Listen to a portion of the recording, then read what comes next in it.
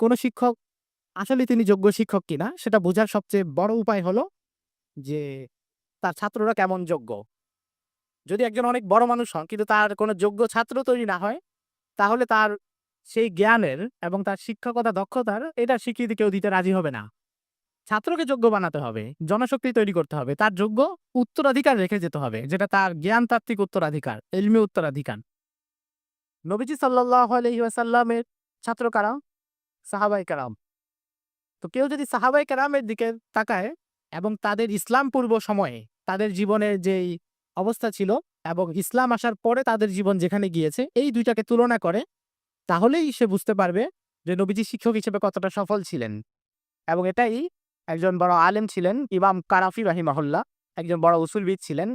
ইমাম কারাফি উনার কিতাব আছে আল ফুরুক, সেখানে উনি বলছেন, লাউলাম ইয়াকুন লিরাসূলিল্লাহি সাল্লাল্লাহু আলাইহি ওয়াসাল্লাম মু'জিজাতান ইল্লা আসহাবাহু লাকাফাউহু লিইসবাতি নবুওয়াতিহি।